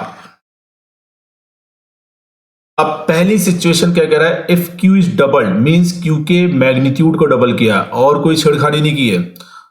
और जैसे क्यू के मैग्नीट्यूड को डबल किया तो आर डबल होने का मतलब है आर का मैग्नीट्यूड डबल हो गया। यानी पहले केस में अगर मैग्नीट्यूड आर आ रहा है तो दूसरे केस में कितना आएगा, 2r, ठीक है। अब सेकंड सिचुएशन में क्या किया, if Q is reversed, reverse मतलब अपोजिट कर दिया, उस केस में भी आर का मैग्नीट्यूड डबल आ रहा है। तो बोलते कि तो बताना आपको P ratio Q ratio R। काफी अच्छा न्यूमेरिकल है, टाइम कंज्यूम करेगा, लेकिन धीरे धीरे हम बड़े न्यूमेरिकल पे जा रहे हैं। तो कैसे सॉल्व करें, तो देखो ये हमको दे रखा है, एंड हमने मान लिया, late assume that angle between vector P and vector Q is theta. कोई बुराई, कोई दिक्कत नहीं होनी चाहिए। कैसे ना कैसे करके P Q R इसमें रेशियो निकालना है, ठीक है। चलो सॉल्व करते हैं। तीन सिचुएशन बन गई। पहली सिचुएशन है P Q R, दूसरी सिचुएशन है P हो गया, Q का मैग्नीट्यूड डबल कर दिया तो 2R मिल गया। थर्ड सिचुएशन है P है माइनस Q है और मैग्नीट्यूड 2R है। तो इक्वेशन डिफाइन करते हैं। चलो फर्स्ट केस क्या बनेगा, R का formula R square is equal to P square plus Q square plus 2PQ cos theta. ठीक है बच्चे, ध्यान से देखेंगे, कैलकुलेशन वाला सवाल है और कैलकुलेशन कैसे करेंगे वो आपको बताऊंगा। तो पहली सिचुएशन में जो बोल रहा है उसके अकॉर्डिंग हमने इक्वेशन बना ली, ठीक है। सेकंड सिचुएशन की बात करें, ये तो बन गया फर्स्ट सिचुएशन। सेकंड सिचुएशन में क्या कह रहा है, सुनना ध्यान से। एक बात हो, वेक्टर P और Q के बीच में अगर एंगल थीटा है तो वेक्टर P और 2K के बीच में एंगल कितना होगा, थीटा होगा कि नहीं होगा, देख लो, बना देते हैं, कोई कंफ्यूजन क्रिएट नहीं होना चाहिए। ये देखो वेक्टर P है, ये लो वेक्टर Q हो गया, ये एंगल कितना, थीटा।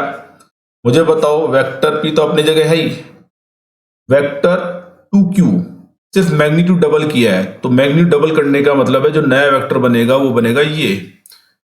और ये उसी लाइन पर होगा जिस पर क्यू है। इट मींस सेकंड सिचुएशन में जो दोनों वेक्टर आ रहे हैं, वेक्टर पी और 2 टाइम्स ऑफ वेक्टर क्यू, अभी भी एंगल कितना होगा, थीटा। क्लियर है? चलो इस केस में इक्वेशन लिखते हैं रिजल्टेंट की, लेकिन इस केस में जो रिजल्टेंट आएगा 2r आएगा। कितना आएगा? 2r आएगा। तो क्या आएगा? 2r का स्क्वायर। लेकिन सेकंड सिचुएशन में वेक्टर p स्क्वायर 2q का होल स्क्वायर, ठीक है। क्या था? 2ab cos थीटा, तो 2p का मैग्नीट्यूड 2q का मैग्नीट्यूड और ये आ जाएगा cos थीटा। चलो सिंप्लीफाई कर लेते हैं, फिर बाद में देखेंगे क्या होने वाला है। पहले सिंप्लीफाई तो करें। ये आएगा 4r स्क्वायर, ये होगा p स्क्वायर, ये होगा 4q स्क्वायर, ये होगा 4pq cos थीटा। अभी बच्चे सोच रहे होंगे बोले क्या चल रहा है क्या नहीं, लेकिन आपको तीनों इक्वेशन बनाने इसके बाद दिमाग लगाना है क्या करना है, ठीक है। थर्ड सिचुएशन क्या है? देखो थर्ड सिचुएशन की बात कर रहे हैं। पहले तो मैं एक्चुअल सिचुएशन जो चल रही थी, ये वेक्टर p हो गया, ये वेक्टर q हो गया, एंगल थीटा। इस सिचुएशन में बोल रहा है कि वेक्टर p को कोई छेड़खानी नहीं की गई है, सिर्फ q की डायरेक्शन रिवर्स किया। तो q की डायरेक्शन को अगर मैं रिवर्स करूंगा तो इस लाइन पर अपोजिट हो जाएगा। तो देखो ये बनेगा -q। थोड़ा ध्यान सुनना, -q। ये एंगल कितना हो जाएगा? तो देखो ये एंगल अगर थीटा है तो ये एंगल कितना होगा? 180 minus theta. It mean third case में दोनों वेक्टर के बीच में एंगल हो जाएगा 180 माइनस थीटा। आगे बात समझ में? लेकिन बच्चों को कोई भी कंफ्यूजन नहीं होना है यहाँ पे कि ये क्या गड़बड़ होगी। सिर्फ हम इन दोनों वेक्टर को ऐड करना है पैरेललोग्राम से। पैरेललोग्राम बताया था आपको। इन दोनों वेक्टर को ऐड करेंगे तो ये जो डायगोनल आएगा वो बनेगा 2r। ये लेंथ p है मैग्नीट्यूड में, इसका मैग्नीट्यूड अभी भी q है, सिर्फ डायरेक्शन चेंज हुई थी। वेक्टर q और -q की बात करें तो दोनों मैग्नीट्यूड सेम होते हैं। तो सिंपल सी बात है, यहाँ पे भी रिजल्टेंट का फॉर्मूला वही लगेगा जो हम शुरू से लगा रहे थे, r is equal to √a² + b² + 2ab cos theta. ठीक है, सिर्फ मैग्नीट्यूड की बात करें, हमें मैग्नीट्यूड p है। सिंपल सी बात है, ये लेंथ p है, ये लेंथ q है। आगे बात समझ में? ये एंगल 180 माइनस थीटा है, ठीक है। वहां थीटा आ रहा था, यहाँ 180 माइनस थीटा आ रहा है, और ये 2r। तो चलो पुट करते हैं, क्या आएगा? रिजल्टेंट 2r का whole square is equal to, एक बार देख लेते हैं, जगह है, ठीक है हमारे पास सफिशिएंट जगह। 2r का स्क्वायर हो गया, थोड़ा छोटा छोटा लिखते हैं। ये बनेगा p स्क्वायर, ये बनेगा q स्क्वायर, ये बनेगा 2pq cos 180 माइनस थीटा। कुछ बच्चे यहां पर जो मैंने p लिखा है ना, मैं अंडरलाइन कर देता हूं। यहां पे बोलते हैं सर यहाँ पे तो -q आना चाहिए था क्योंकि आप वेक्टर p और -q को ऐड कर रहे हो। अरे भैया मैग्नीट्यूड पॉजिटिव होता है, यहाँ पर q का मैग्नीट्यूड आएगा, ठीक है। तो -q नहीं लिखना है। आगे बात समझ में? ठीक है, चलो इसको सिंप्लीफाई करते हैं। तो जो cos 180 माइनस थीटा की वैल्यू माइनस cos थीटा होती है, याद रखनी है आपको अभी हाल फिलहाल। cos 180 माइनस थीटा, तो चलो मेरे पास जो जगह है यहां लिख देता हूं, cos 180 कैसे है ये अभी बात नहीं करेंगे।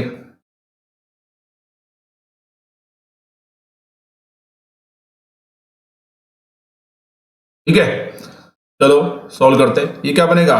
4r square is equal to p square plus q square. cos 180 minus theta को क्या लिखेंगे? माइनस cos थीटा, माइनस बाहर आ जाएगा तो ये बनेगा -2pq cos थीटा।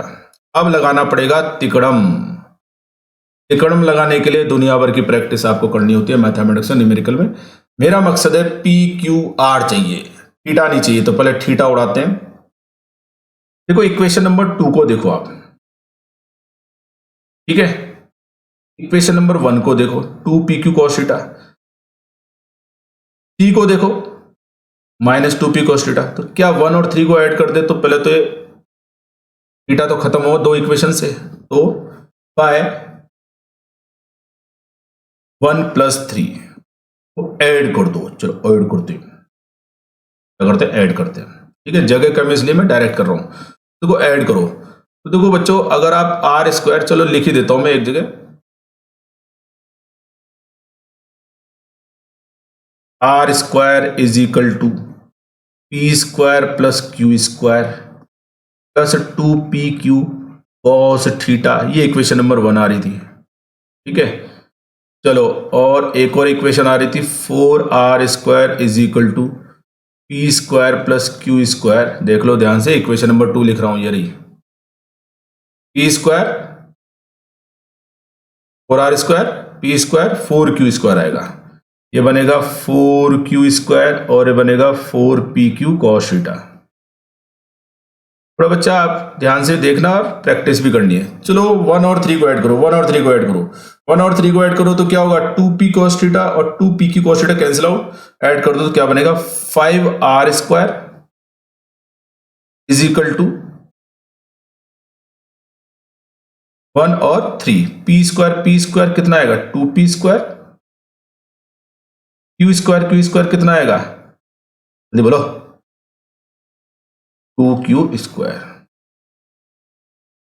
क्लियर है? इट मींस यहां से पी क्यू आर में कोई रिलेशन बन रहा है, P square plus Q square is equal to 5/2।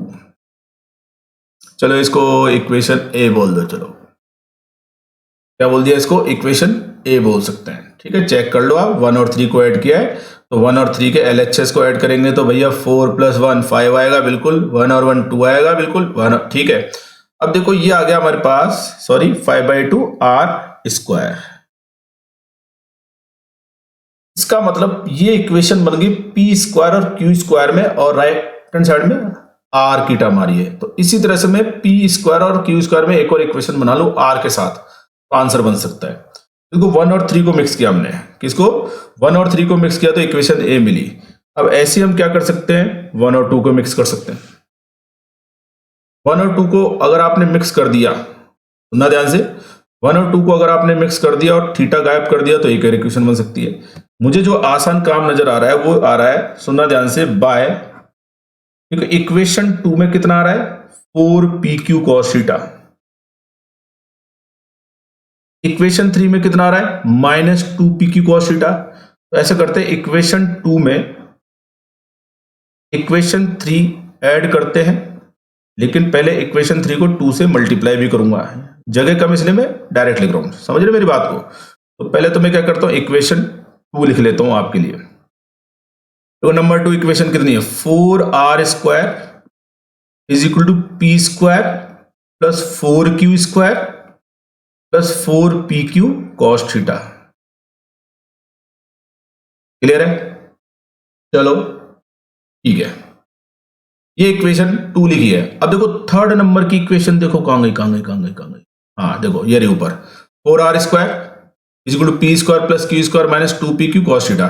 Third equation को 2 से मल्टीप्लाई करो। चलो थर्ड इक्वेशन में लेफ्ट हैंड साइड को 2 से मल्टीप्लाई करेंगे तो आएगा 8r स्क्वायर, 2p स्क्वायर, 2 से मल्टीप्लाई कर रहा हूं, 2p square 2q square minus, sorry 2 से कर रहे हैं तो 2 2 जा 4, 4pq cos थीटा।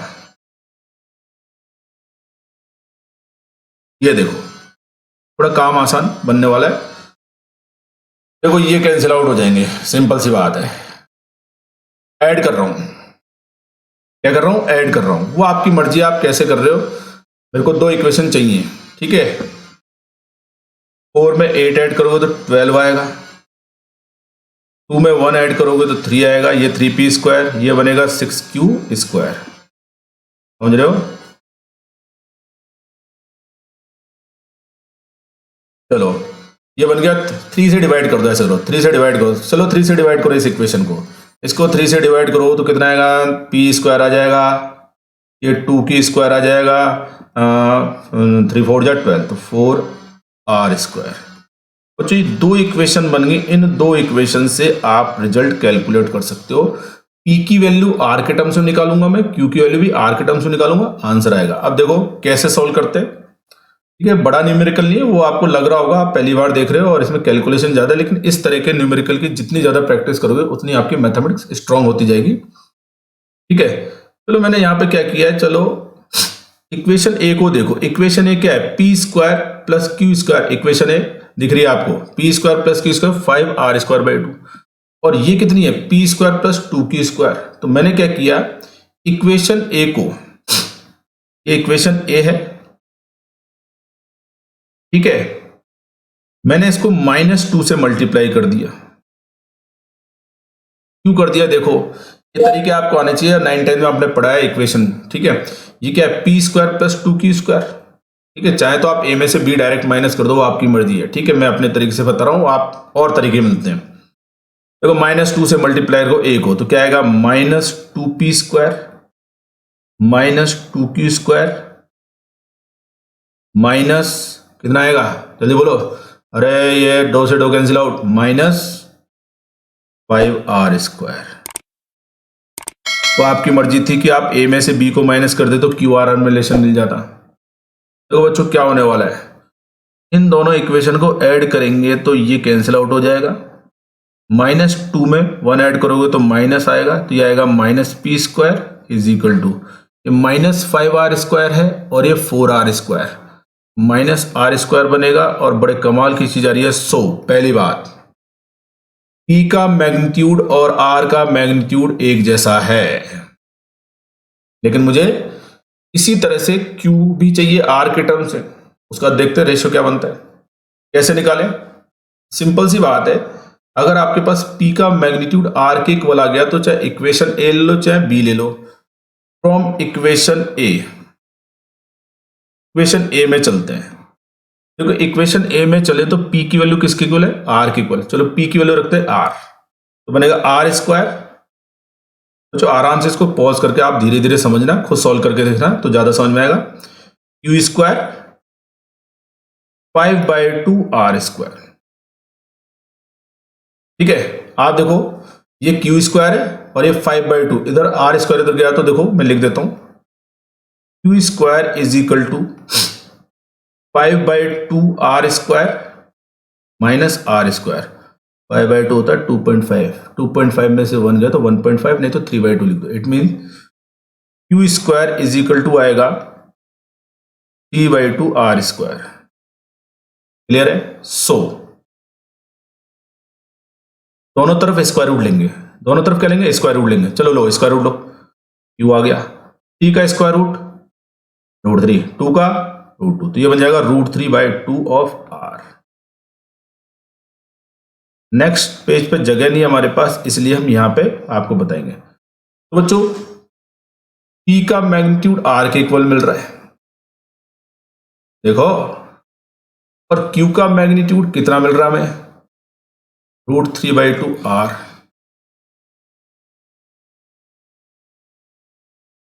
मिल रहा है, आप कर सकते हैं इसको easily solve. It means P/R, P/R लिखा है मैंने। P/R की वैल्यू कितनी आ रही है, 1/1 आ रही है कि नहीं आ रही है। और यहां से देखो तो R/Q, उल्टा कर रहा हूं, R/Q कितना आ रहा है, √2/3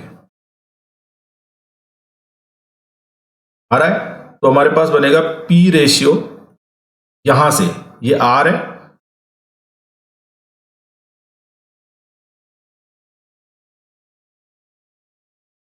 एक मिनट इसको डिलीट कर देते हैं, थोड़ा सा और अलग तरीके से ले लेते हैं। देखो बच्चों इस रेशियो को कैलकुलेट करने के लिए आपने 9-10 क्लास में जो रेशियो, ये देखो यहाँ पे R का रेशियो 1 आ रहा है, यहाँ पे √2 आ रहा है। तो मैंने क्या किया, सिंप्लीफाई करने के लिए ये आया था, इसको मैं लिख सकता हूं √2, क्योंकि यहाँ R का रेशियो √2 और इसको √2। आपको समझाने के लिए मैंने तिकड़म बिठाया। देखो उससे हुआ क्या, PRRQ, तो देखो दोनों में R का रेशियो सेम है, ये बनेगा PRRQ, सेम था। क्या बन रहा है, P कितना हमारे पास √2, R कितना √2, Q कितना √3 आ रहा है। देखो हमें निकालना है क्या, हमें निकालना है PQR का रेशियो। तो देखो PQR का रेशियो क्या आने वाला है, √2 √3 √2। देखो चलते हैं,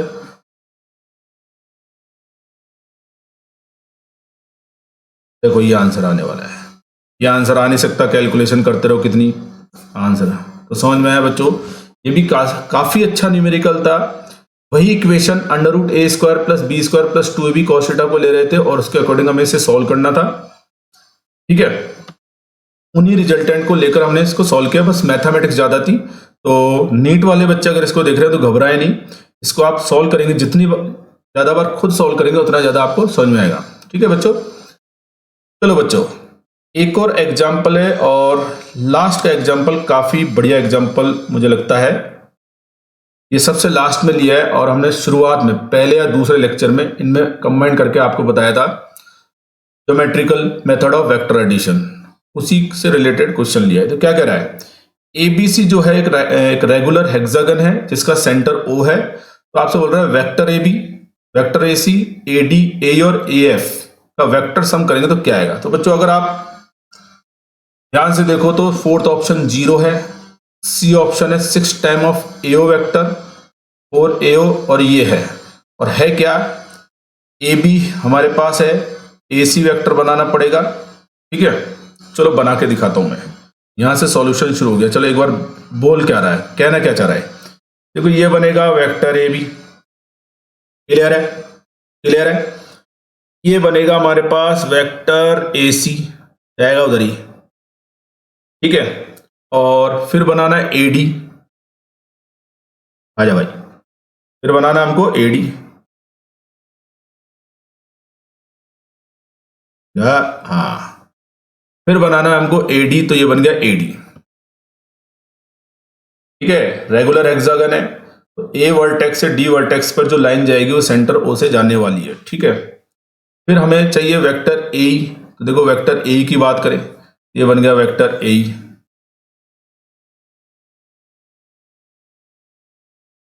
ये बन गया वेक्टर ए। ठीक है,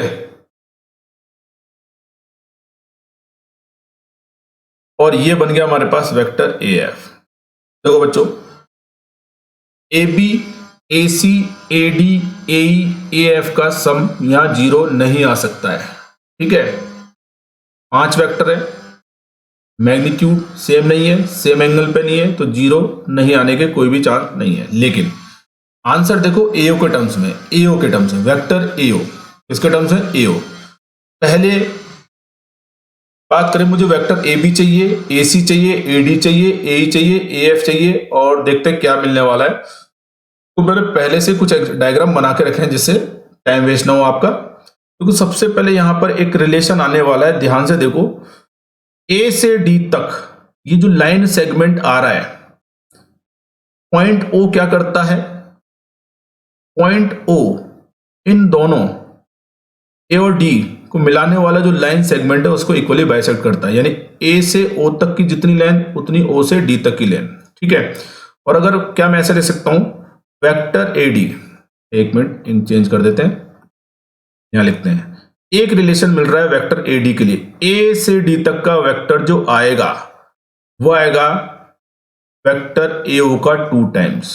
देख लो आप ध्यान से, देखो वेक्टर ए ओ और vector A D same direction में, सॉरी, और एडी का जो मैग्नीट्यूड है वो एओ का क्या है, डबल है। तो देखो एडी की वैल्यू आ गई एओ के टर्म्स में। ठीक है, अब हमारे पास ए बी है, ए सी है, तो देखो यहां से शुरू करते हैं। ठीक है, चलो समझ रहे हो। अब देखो यहां पे देखो, ये है वेक्टर ए बी। ठीक है, ये हो गया हमारे पास ओ,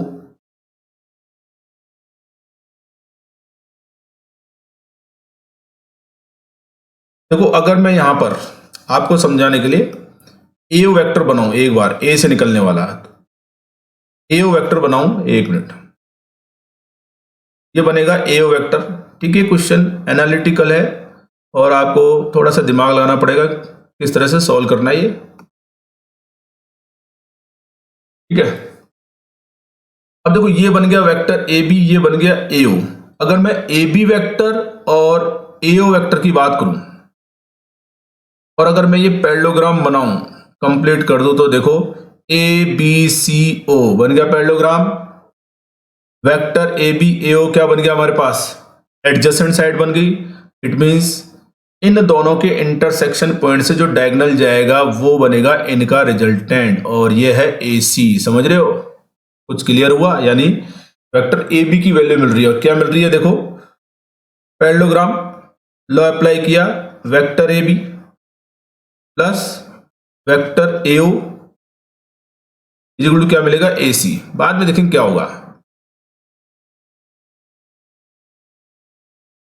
ठीक है, ये बनेगा हमारे पास। ठीक है, देखते हैं क्या होता है।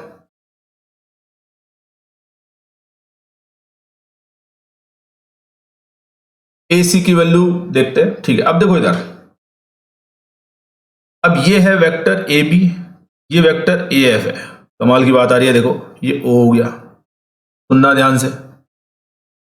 चलो ये ले लेते हैं, हट जाओ। अगर मैं एक पैरेललोग्राम बनाऊं तो देखो ये बनेगा कि नहीं बनेगा। AB और AF बन रहे हैं इस पैरेललोग्राम के एडजेसेंट साइड, ये बनेगा इंटरसेक्शन पॉइंट। तो अगर मैं वेक्टर AB में AF ऐड करूं तो AO आने वाला है, यानी यहां से जो रिलेशन मिलेगा, vector AB plus vector AF क्या बन गया हमारे पास, AO। ठीक है, ये नंबर 3। तो देखो AB और AF का सम आ गया हमारे पास। देखो ये इक्वेशन क्या है, AB और AF का सम आ गया AO के टर्म्स में, AD आ गया हमारे पास, AC पे हमने हल्का निकाला। अब हम बात करते हैं AE की, बात करते हैं की बात कर रहे हैं AE।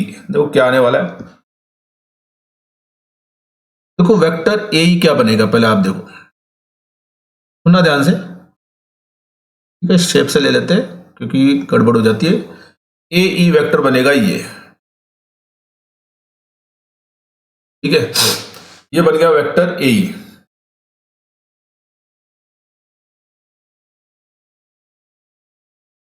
ये हमारे पास सेंटर O है। अब मुझे वेक्टर A की वैल्यू कैलकुलेट करनी, कैसे करके, AO के टर्म्स में। तो देखो ये बनेगा हमारा वेक्टर AO, ये बन रहा है वेक्टर AF बन रहा है। अगर आप ध्यान से देखो तो ये बन गया पैरेललोग्राम। कौन सा पैरेललोग्राम, AOEF। ठीक है, और अगर मैं क्या ऐसा लिख सकता हूं, AF प्लस AO क्या बनेगा हमारे पास, वेक्टर AE। तो देखो काम आसान सा नजर आ रहा है आपको। इक्वेशन नंबर 4 क्या रही है हमारे पास, इक्वेशन नंबर 4। क्लियर है? अब देखो जाहिर सी बात है, मैंने बहुत सारी चीजें लिखी है। आप देखो AB आ गया, AC आ गया, AD आ गया, AE AF। ऐसा करते हैं, इनमें वैल्यू पुट करते हैं, ऐड भी कर सकते हैं आप डायरेक्ट। ठीक है, लेकिन मेरे को जो गिवन है ना उसके अकॉर्डिंग मैं बताता हूं। Vector AB plus AC plus AD plus AE plus AF, ये तो कैलकुलेट करना है अपने को। चलो देखते हैं, वेक्टर AB और AF दोनों का एडिशन देखो कितना आ रहा है, AO लिखते जाते हैं। AO AD की वैल्यू कितनी है, 2 times of AO। AC vector कितना आया, AB plus AO, AB plus AO। घबराना नहीं है। बचा कौन भाई, ये बचा, ये आ गया। देखो AE की वैल्यू कितनी है, AF प्लस AO। अब देखो इक्वेशन बनाने के बाद सॉल्व करने का तरीका आपको है कि आप चाहो तो सारी इक्वेशन ऐड कर दो। मैं आपको टुकड़ों में तोड़ के बता रहा हूं ये कितना आएगा, 1 2 3 4। देखो आप देखो, 1 टाइम्स AO 2 3 4, तो ये मिलके हो जाएंगे 4 AO प्लस, अब क्या बचा AB। मुझे अपना जो आंसर अभी भी चाहिए AO के टर्म्स में चाहिए। किसके टर्म्स में, ये AO के टर्म्स में चाहिए। तो देखो AB और AF का सम, AB और AF कितना आ रहा है, AO आ रहा है। देखो देखो पूरा लिख दिया क्या हमने, एक बार देख लेते हैं। देखो ए बी और ए एफ को ऐड किया तो कितना आ रहा है, AO आ रहा है। ए डी की वैल्यू रिप्लेस की हमारे पास कितनी आ रही है, 2AO आ रही है। आ रही कि नहीं आ रही है, सॉरी 2 3 4 5 है ये, जल्दीबाजी में गलती कर दी, 5 टाइम्स ऑफ AO। ये कितना AO, तो ये आएगा 5AO और ये आएगा AO। तो बच्चों आंसर आने वाला है 6AO। तो जो लास्ट में मैंने ये न्यूमेरिकल इसलिए लिया कि हमने जो ज्योमेट्रिकल मेथड पढ़ा है वो भी काफी काम आता है। ज्योमेट्रिकली मैंने इनको सॉल्व किया और ये रेगुलर हेक्सागन है जिसकी प्रॉपर्टी आपने छोटी क्लास में पढ़ी है, इसलिए इसमें ज्यादा प्रॉब्लम नहीं होने वाली। कैसे ना कैसे करके आपको इक्वेशन डिजाइन करनी है और vector A B plus A C plus A D plus A E plus A F इसका सम चाहिए था। तो थोड़ा सा आपको दिमाग लगा के इनकी वैल्यू कैलकुलेट करनी थी और इनमें वैल्यू पुट करनी थी और आपका आंसर आने वाला था। तो बच्चों ये था आज वेक्टर एडिशन जिसका बेसिक फॉर्मूला था √a² plus b² plus 2ab cos theta पर रिलेटेड न्यूमेरिकल हमने आज लिए। नेक्स्ट लेक्चर में हम बताएंगे सब्ट्रैक्शन ऑफ वेक्टर, कि अभी तक तो हमने वेक्टर ए में वेक्टर बी को ऐड करना सीख लिया, लेकिन वेक्टर ए में से बी को सब्ट्रैक्ट कैसे करेंगे, किस तरह के उसमें लॉज आएंगे, क्या मेथड होगा वो हम डिस्कस करेंगे। ठीक है बच्चों, मिलते हैं नेक्स्ट लेक्चर में। ओके, ठीक है।